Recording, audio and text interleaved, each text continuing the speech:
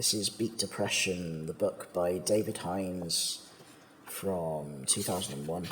This is chapter 8, called Bitter Thoughts. If we could read the secret history of our enemies, we should find in each man's life sorrow and suffering enough to disarm hostility. Henry Wadsworth Longfellow, 1807 to 82, Driftwood. The bottom line, forgive and forget. Of all the quotations in this book, and I believe there are no fewer than 66 excellent ones, the one from Longfellow is the most telling of all. I am fortunate in that these days I have many friends and very few enemies. On those rare occasions when I look into the eyes of someone who regards me as the enemy, I remember Longfellow's words. In contrast to many times in the past, when I was prone to depression, I am no longer prepared to entertain bitter thoughts. I know from experience such thoughts do more damage to me than anyone else. At strategic points throughout this book, in very small, gentle stages, you and I must work together to banish bitter thoughts from your mind and to establish a comfortable and forgiving environment so that you feel less inclined to embrace bitterness in the future. It would be dishonest and unrealistic of me to think that I could teach you the techniques necessary to make this possible in one short or extended chapter. I can't. There are many seemingly unrelated matters we must deal with along the way before you can be expected to grasp that coming to terms with your past and quitting outmoded thinking in favour of revised thinking is the key to permanent release from depression.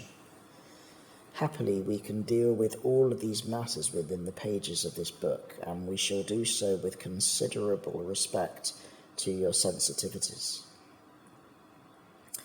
Before we can make great progress, however, we need to examine our own bitter thoughts and observe how we are keeping our suffering alive, red hot and self-destructive. All too often we perpetuate our pain by keeping it the focus of our thoughts, replaying our hurts over and over again in our minds, magnifying our injustices and vilifying the perceived offender in the process. We frequently add to our discomfort by being overly sensitive and reacting out of all proportion to minor irritations and temporary setbacks. How many of us have punished ourselves time and time again by taking things too personally? Learning to exercise more control over our thought processes and finding ways to neutralize our bitter thoughts will give our brain chemistry a chance to recover from the ravages of yesteryear.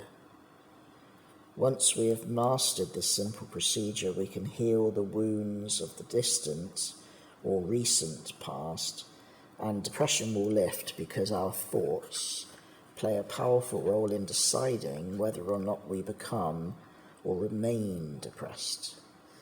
How can this be? Quite simply because our thoughts, those ugly, bitter ones, and any others you may care to have, come before the process of chemical change takes place in our brains.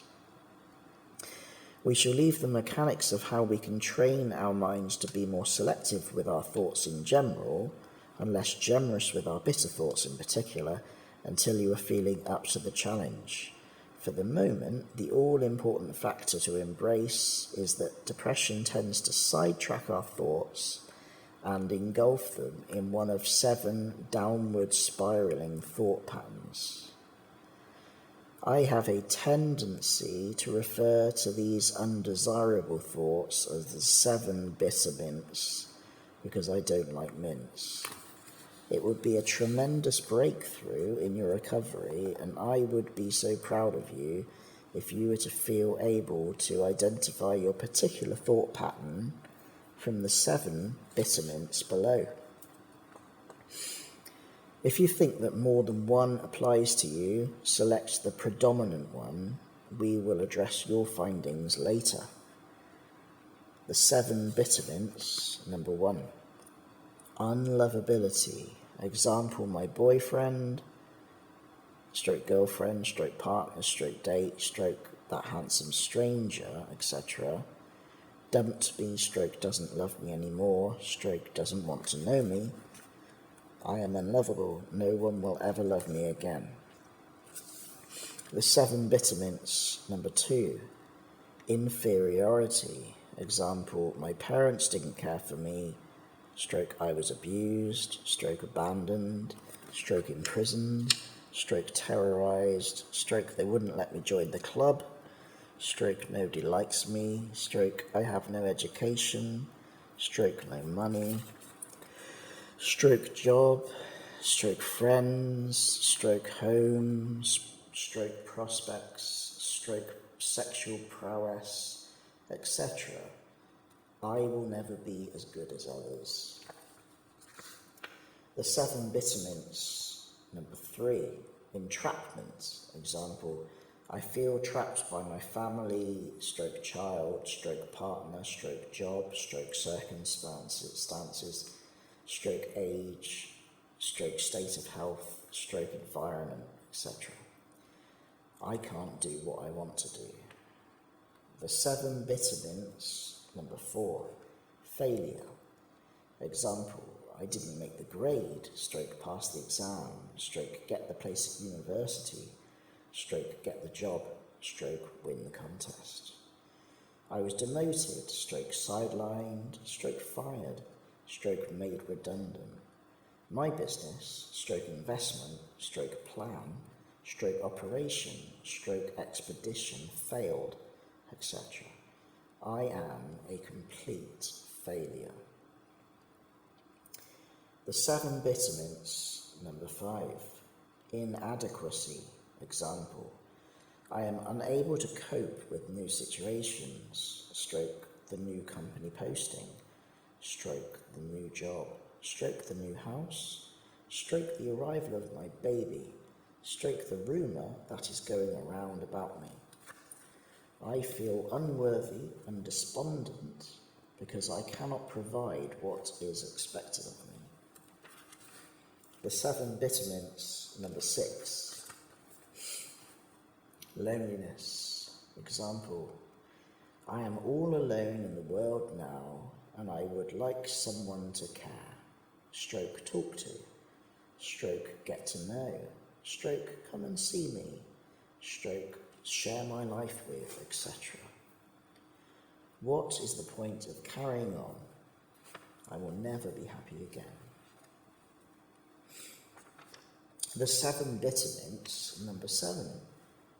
Dependency, etc.